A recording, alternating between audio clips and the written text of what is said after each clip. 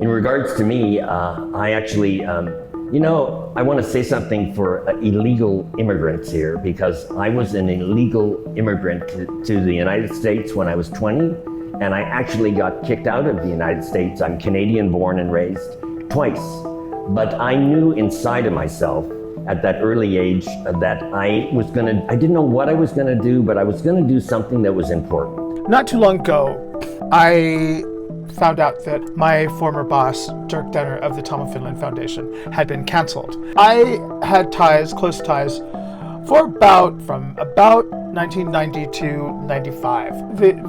Actually about 96. I can say with full honesty and truth that I do not believe that there is an evil bone in Durk Dehner's body.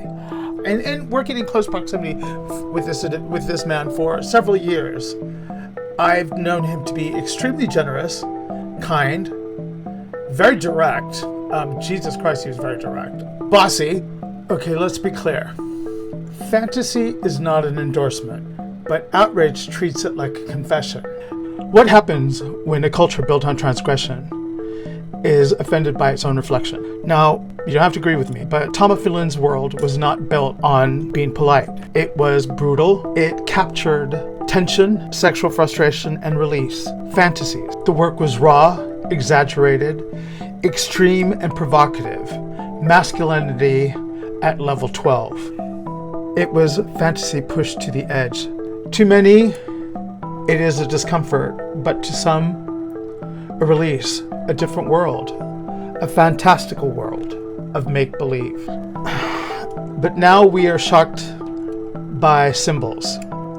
We are shocked by roleplay, shocked by the very language that this community of fetish culture built. You can't celebrate rebellion and sexual freedom, then police it when it makes you uncomfortable, especially when it's in the privacy of someone's bedroom with a consenting adult and no real laws are broken.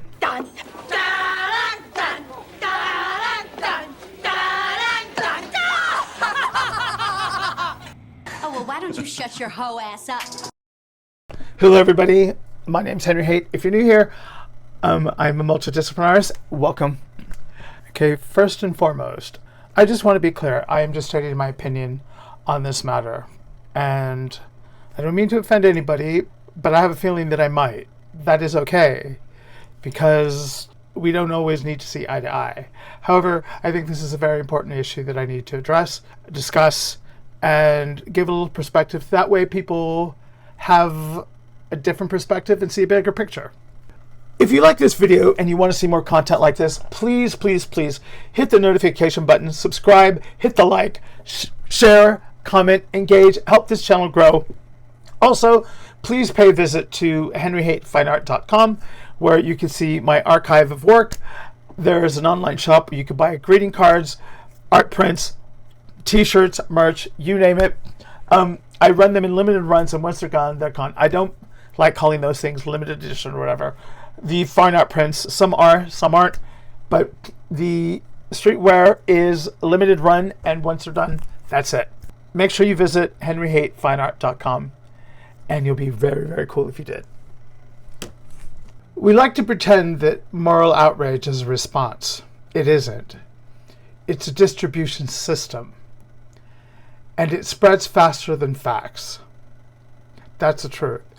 Certainty spreads faster than context. And nuance doesn't have Wi-Fi. You don't need evidence to go viral. You just need velocity.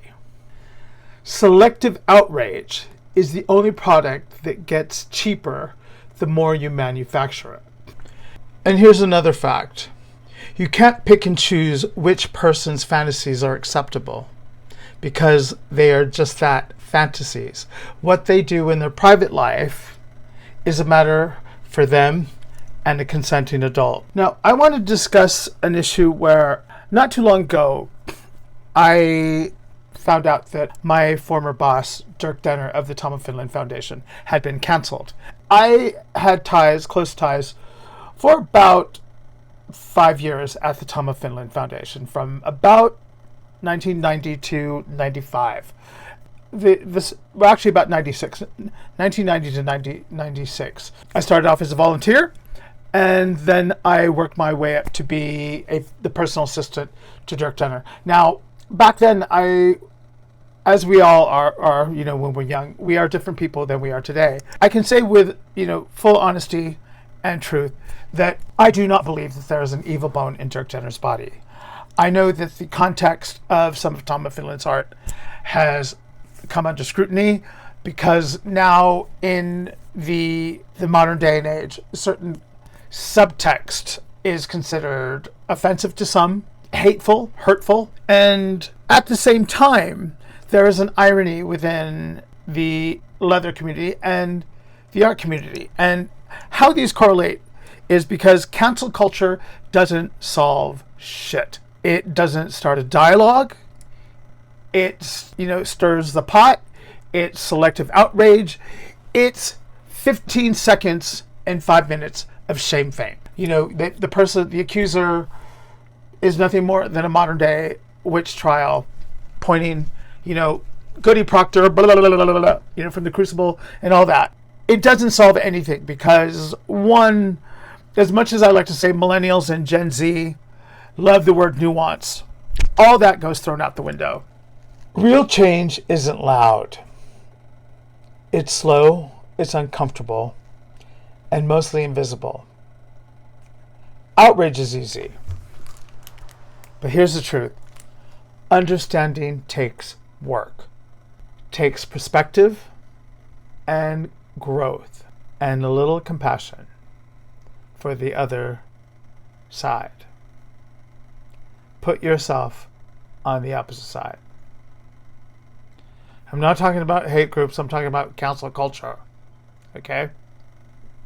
Again, context. If you have a different critical thought, you are against them. And I'm not talking about the LGBTQ plus AI community, or as I call them, the alphabet people. I would never want to belong to a group that would have me as a member. Just saying. But I'm a lone wolf, I'm an anomaly, or a weirdo, whatever. But the fact remains that humans are messy. With this, I just want to give a little backstory. Now, as a boy growing up, I was enamored of art. It was a magical thing. Michelangelo made me go, wow. Tom of Finland was the second artist to make me go, oh. And because I came across his art during puberty. And already pre-internet, pre-smartphones, I knew I was slightly different. I didn't know what, but seeing these images captivated me. And it took me to another world. It transfixed me or teleported me to a different place, a different time, a fantasy world. I never really thought that I would actually end up working for Tom of Finland, or let alone meeting him. But the weird thing is, now in today's modern age, the art as well as everything has been put under a microscope. That's fine, because we all change. And I take issue with, okay, let's be clear. Fantasy is not an endorsement, but outrage treats it like a confession.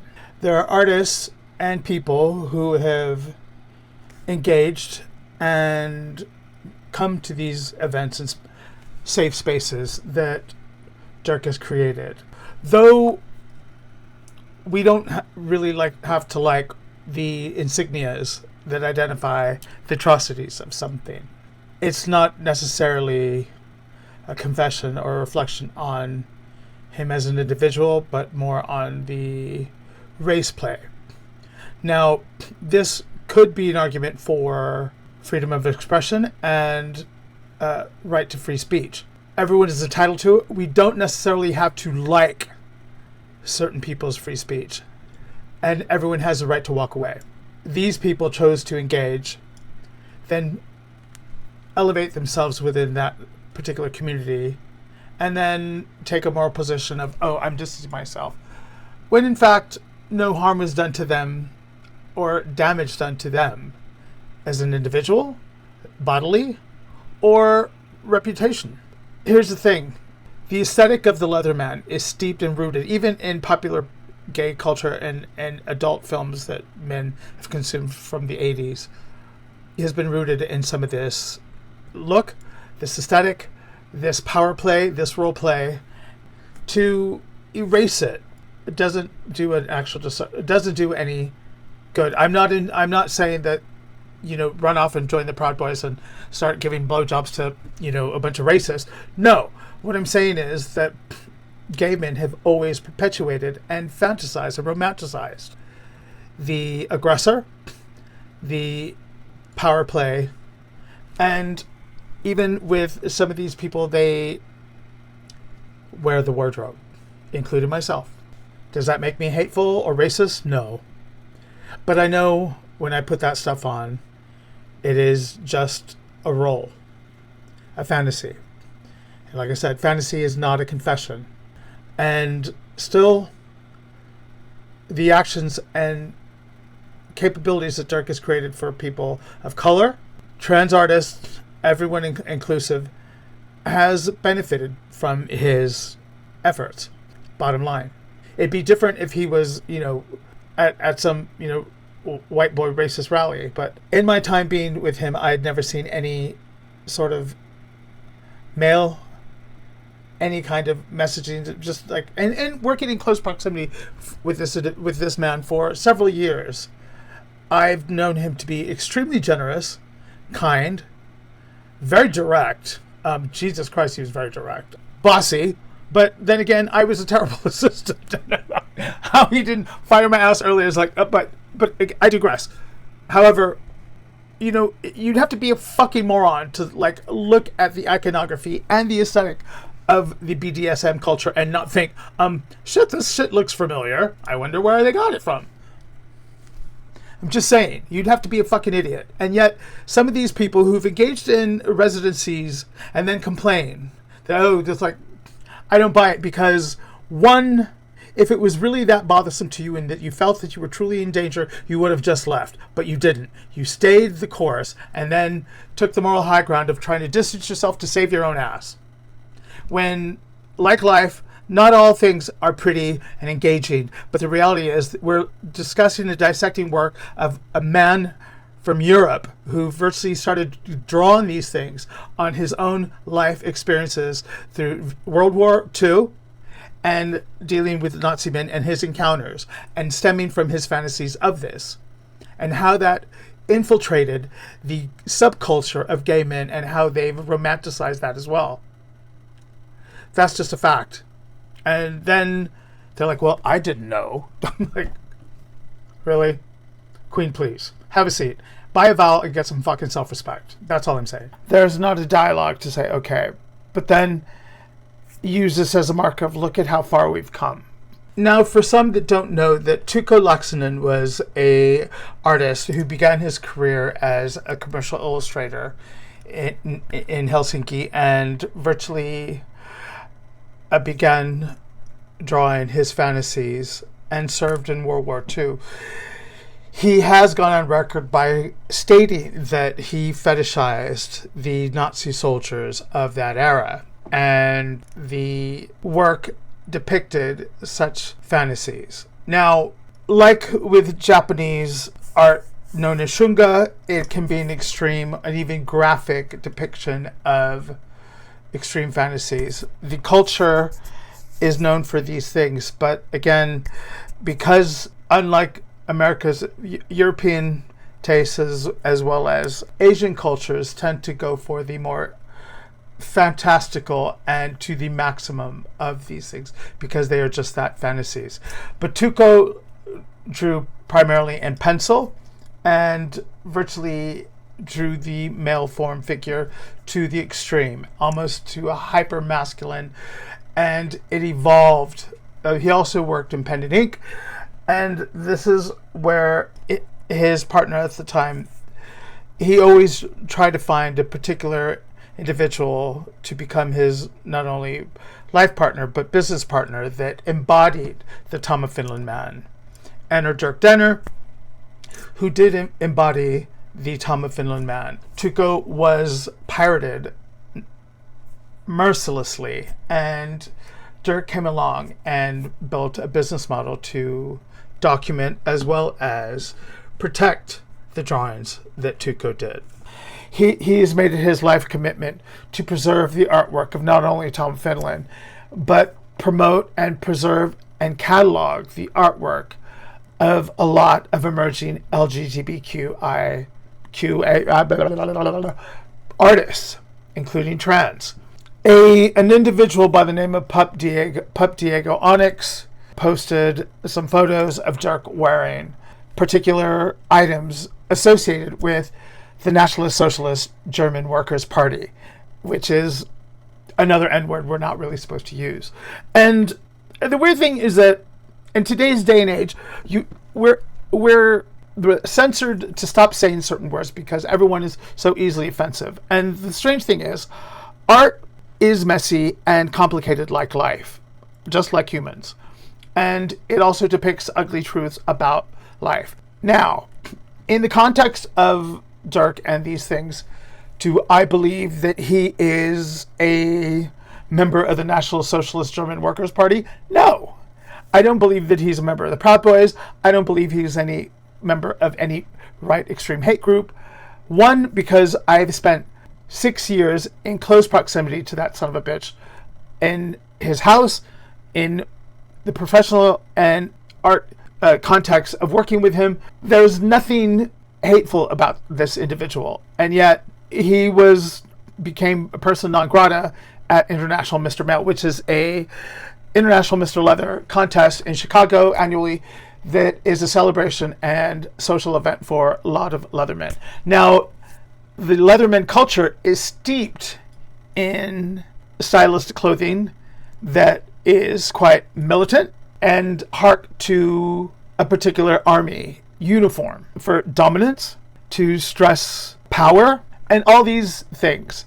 However, you could say it's cosplay, but at the same time, it is a mindset between the BDSM community, but it is, for the most part, I don't see it as a hate group. Because of this controversy and hullabaloo, Durk was uninvited. Now, when I mentioned this to one of my friends who is one of my art dealers, she said, well, Tom of Finland art is problematic. There are certain elements of Tom's early work where he does feature certain members of the National Socialist German Worker Party getting busy in a Burger King bathroom.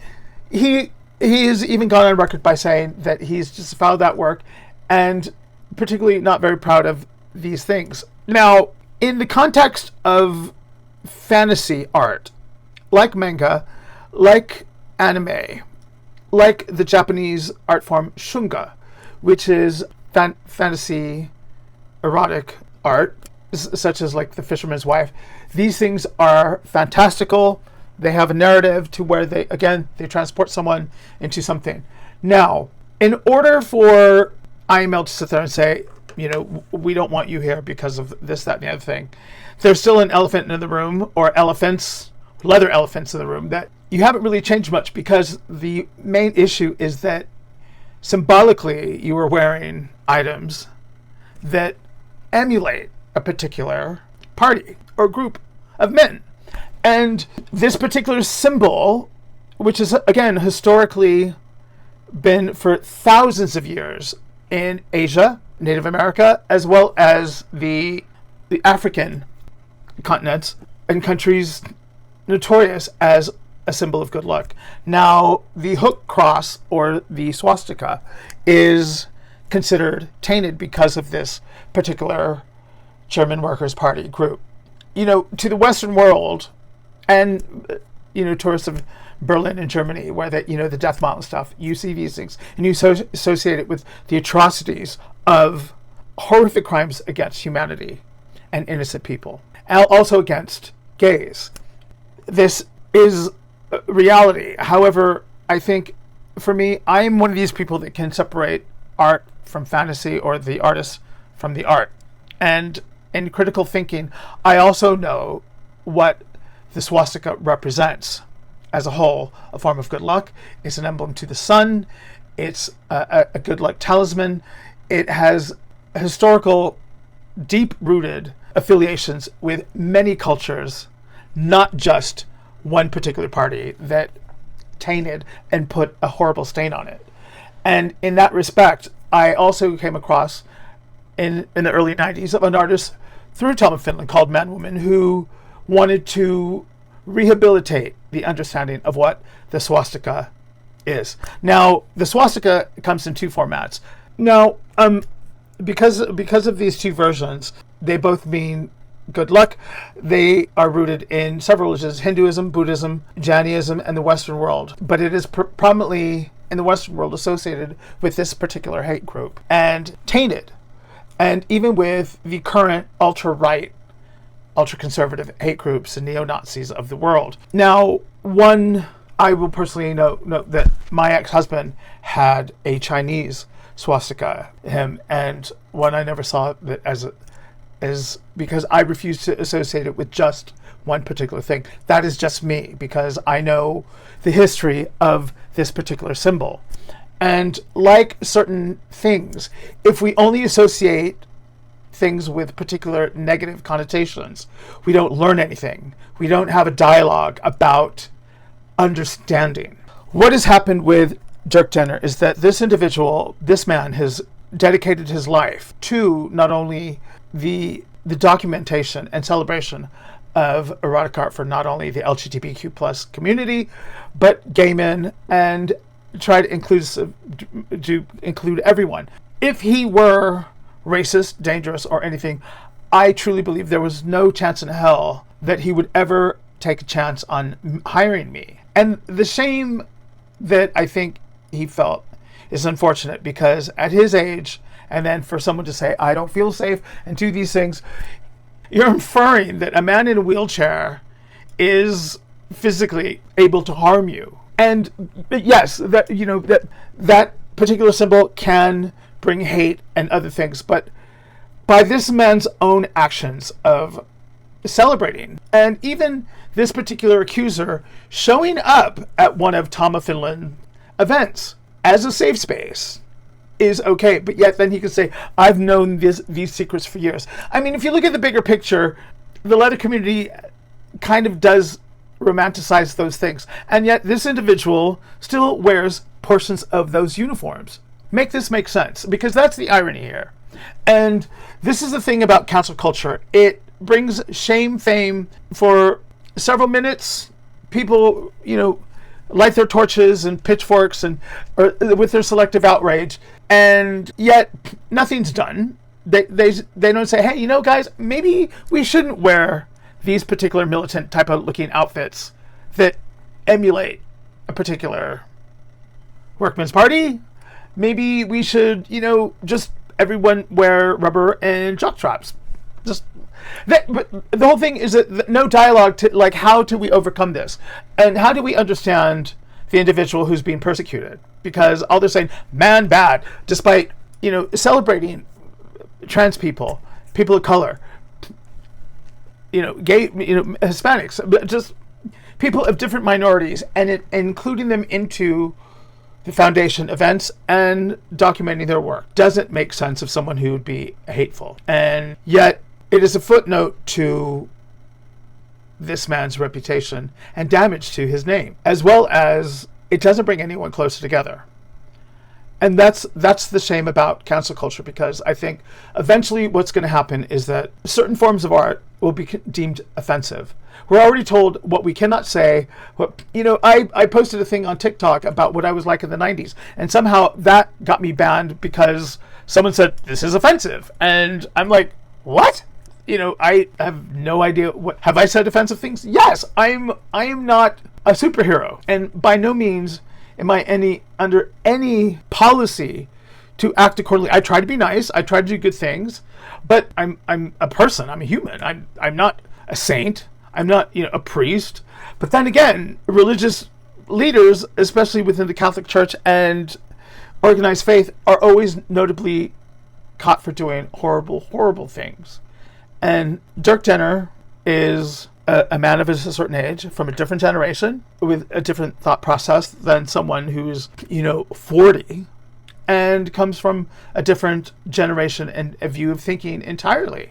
and is seeing the devastation of not only loved ones, the gay community, but seeing the strides of what younger gay people get to actually celebrate in safe spaces, to be themselves. That's the unfortunate thing, because, there are two types of people. There are people that just go, what's this for? And others that go, well, why not? Durk is a why not person. Why can't we do this? Rather than, why are you doing that? What's that for? Huh? You can't do that. And the irony is, nobody was killed. No one was physically assaulted. And back to, even within the BDSM community, it takes two consenting adults. And what Durk does in the privacy of his own bedroom with a consenting adult is his own fucking business. Just like the accuser choosing to want to be dressed like a particular animal and do what he wants to do with a consenting adult. Although an ultra-conservative would look at both of these and go, perverts, this, that, the other thing. So how does this solve anything? Because one, both parties are involving fantasy. And when I was working for Durk, one of my friends, Gito, was a rag picker. And we were talking about my other boss at the tattoo shop where I was doing my apprenticeship. He was a notable Nazi memorabilia collector. Now, Nazi memorabilia is collected among much of older men. Right now I don't know, but I don't know any, but I own a human skull. That's about as far as it goes. But Gito was talking that, I said I couldn't have that stuff in my house just because of the swastika. I hadn't actually really started to understand the full gist of the global impact and the historical impact and history of the swastikas. But Gito flatly just said, Hitler is perceived as a bad man because he lost. That's it. End of day. And as simple as that was, he's right. But Durk or the other man are two sides of the same coin. They're both part of the LGBTQ thing. They both choose to wear certain things that heighten their proclivities, as long as with consenting adults and they're not hurting anybody. And I know for a fact that Durk has never hurt anyone. As his personal assistant, I lied. I fed his dog a burrito and shat all over his carpets. He would tell me, Henry, stop getting handsy and friendly, ultra friendly with the beer bus customers and just pour the beer and stop drinking the beer and just, do your job. I was easily distracted. I got fired. But because I was piss and vinegar and, fearless, he took a chance on me. And he gave me the cover of this, which is the Dispatch, which was the newsletter for the Tom of Finland.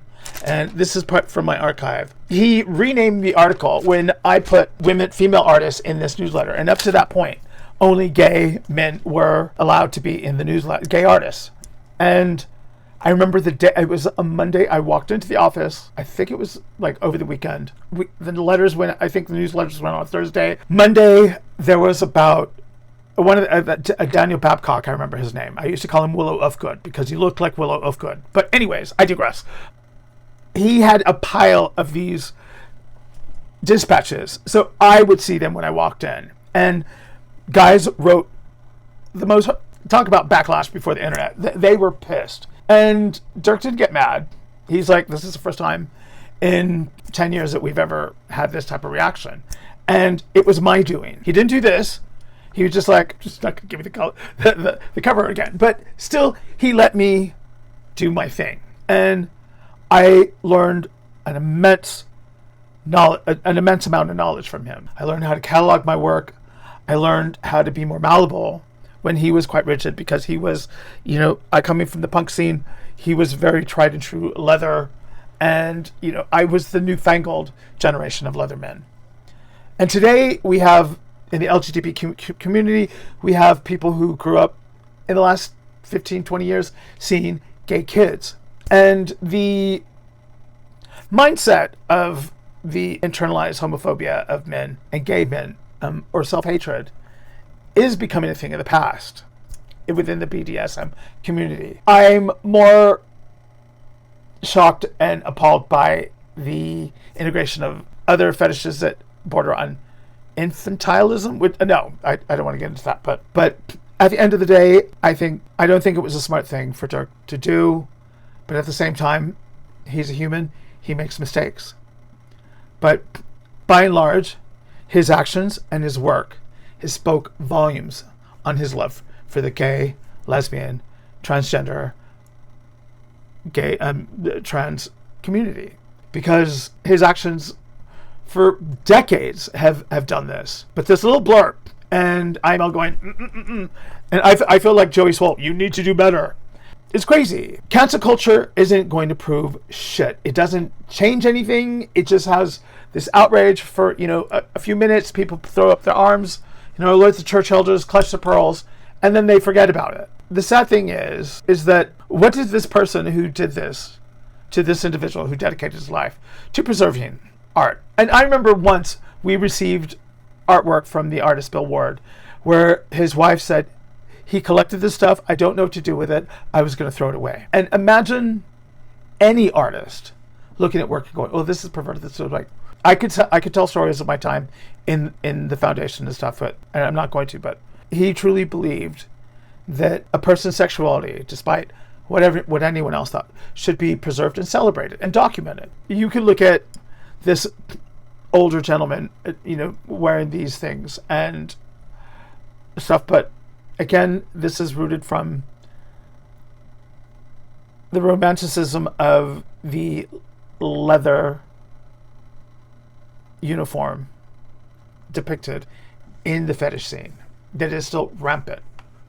And even these MAGA nut jobs and that son of a bitch that got fired from ICE wears the same shit. It is this masculine identity thing. And, if you're going to dress like you're supposed to intimidate Poland, fine.